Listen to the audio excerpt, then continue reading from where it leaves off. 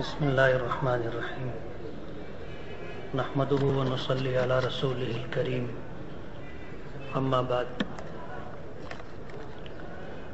اعوذ باللہ من الشیطان الرجیم بسم اللہ الرحمن الرحیم ولا تحسبن الذین قتلوا فی سبیل اللہ امواتا بل احیاء عند ربهم یرزقون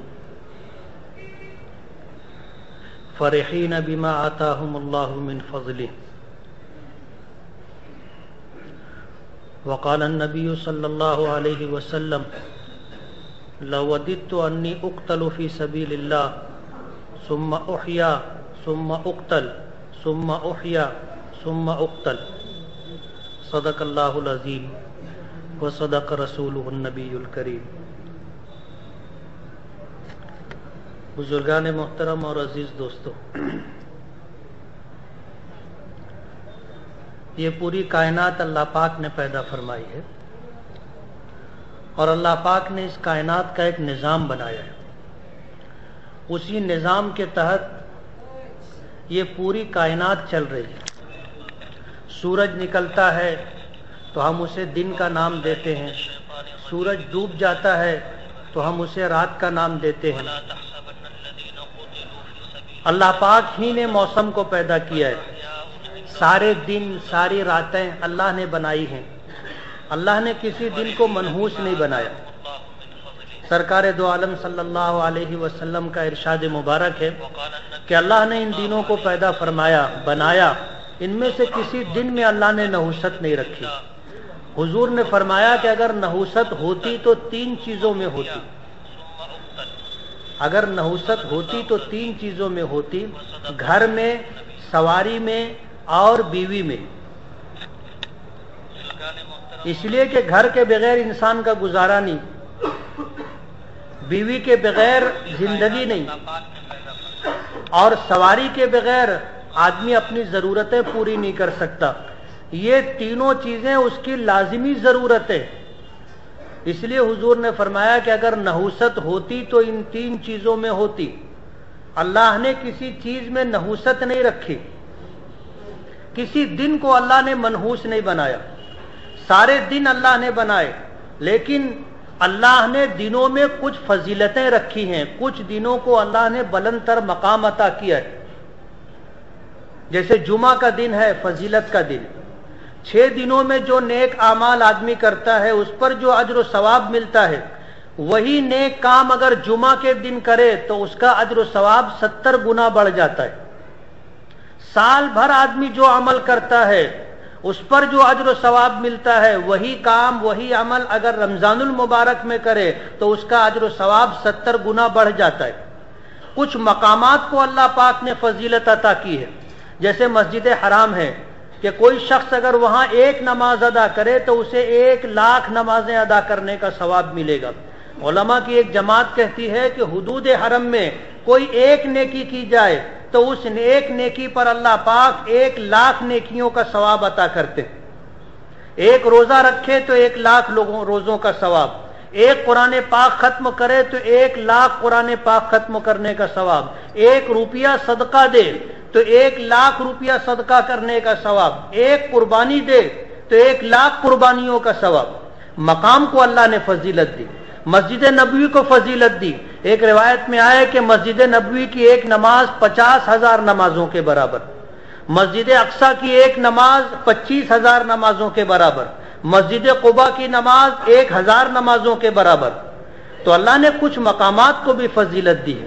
اسی طرح اللہ پاک نے انسانوں میں بھی کچھ لوگوں کو فضیلتیں عطا کی ہیں. جیسے حضرات انبیاء کرام علیہم الصلاۃ والسلام ہیں، اللہ پاک نے انہیں سب سے بلند تر مقام عطا کیا ہے. انبیاء کی برابری دنیا کا کوئی شخص بلکہ پوری دنیا مل کر کے اگر عبادت کر کے، ریاضت، مجاہدہ اور جد و جہد کر کے کسی نبی کے مقام تک پہنچنا چاہے تو نہیں پہنچ سکتے.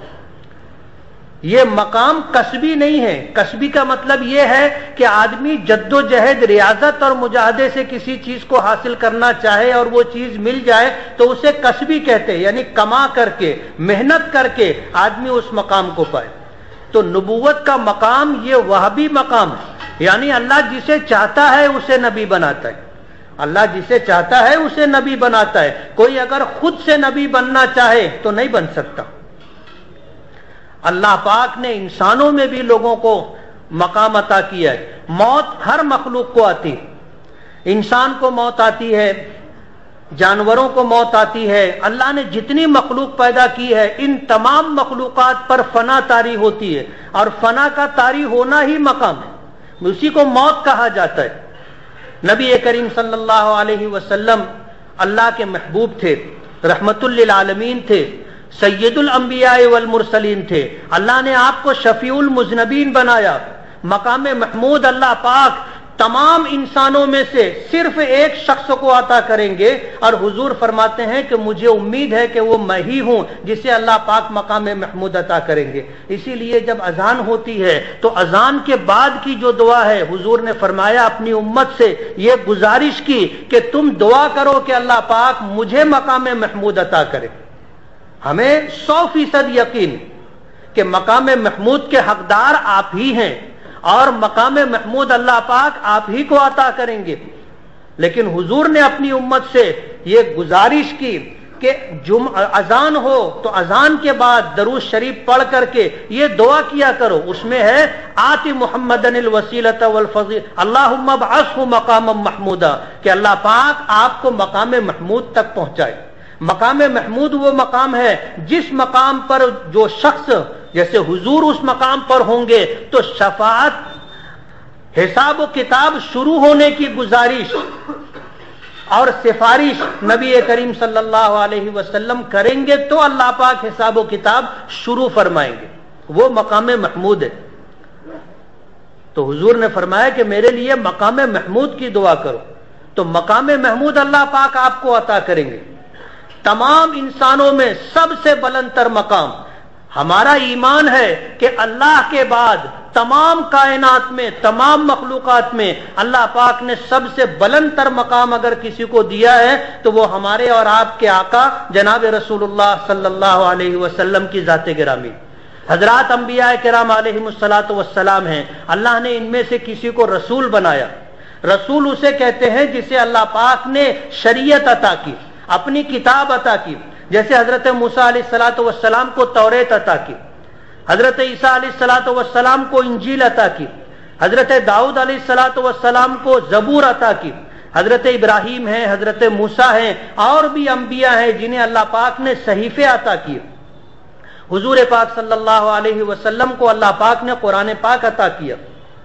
تو جنہیں شریعت دی گئی, جنہیں کتاب دی گئی, انہیں رسول کہا جاتا ہے. اور جس نبی کو اللہ نے یہ ذمہ داری دی کہ آپ سے پہلے جو نبی جو شریعت لے کر کے آئے تھے تمہیں اسی شریعت کی تبلیغ کرنا ہے, تو اسے نبی کہا جاتا ہے. تو ہر رسول نبی تو ہوتا ہے, لیکن ہر نبی رسول نہیں ہوتا. تبلیغ کی ذمہ داری اللہ نے تمام نبیوں کو دی ہے, اس لیے سب نبی ہیں. جنہیں تبلیغ کی ذمہ داری اللہ نے اپنی طرف سے عطا کی, انہیں یہ مقام عطا کیا, انہیں نبی کہا جاتا ہے. اور جنہیں نئی شریعت اور آسمانی کتاب دی گئی انہیں رسول کہا جاتا ہے. اللہ پاک نے کچھ انسانوں کو صحابہ ہونے کا, صحابی ہونے کا مقام عطا کیا. یہ اتنا بلند تر مقام ہے.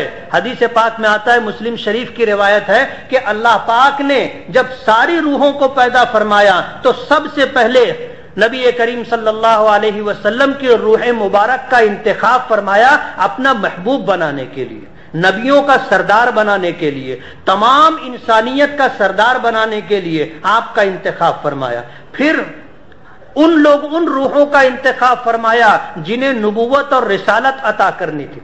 پھر ان لوگوں کا انتخاب فرمایا جنہیں کسی نبی اور کسی رسول کی رفاقت, ان کی صحبت, ان کا ساتھ اللہ پاک عطا کرنے والے تھے, انہیں صحابی کہتے. اسی لیے صحابہ اللہ کے منتخب کردہ ہے. اللہ نے انہیں اپنے نبیوں کی رفاقت کے لیے, نبیوں کا ساتھ دینے کے لیے چنا. ورنہ حضور تشریف لائے تھے, مکہ انسانوں سے بھرا ہوا تھا, لیکن سب نے ایمان قبول نہیں کیا. جنہیں اللہ نے صحابی ہونے کا مقام عطا کیا تھا اللہ نے انہی کو ایمان کی دولت عطا کی. ورنہ اسی مکے میں ابو جہل بھی, اسی مکے میں ابو لہب بھی, عتبہ ہے، شیبہ ہے، ربیہ ہے، جو یہ نامی گرامی صنادید قریش تھے، سرداران قریش تھے، یہ سب تھے، لیکن جنہیں اللہ نے صحابی ہونے کے لیے منتخب کی فرمایا تھا وہی لوگ ایمان قبول کر سکے تھے۔ یہ اللہ کی عطا و بخشش ہے۔ یہب لمن یشاء، اللہ جسے چاہے اسے دیتا ہے، جسے چاہے اللہ دیتا ہے، یہ اللہ کا فیصلہ ہے۔ تو اللہ نے صحابہ کرام کا بھی انتخاب فرمایا، اور ایک صحابی کا اتنا بلند تر مقام ہے کہ ساری دنیا کے اولیاء کرام مل کر کے ایک صحابی کے مقام تک نہیں پہنچ سکتے۔ اور صحابی اسے کہتے ہیں جس نے ایمان کی حالت میں اللہ کے رسول کو دیکھا ہو، یا جس نے ایمان کی حالت میں اللہ کے نبی کی بات اپنے کانوں سے سنی ہو۔ نبی اس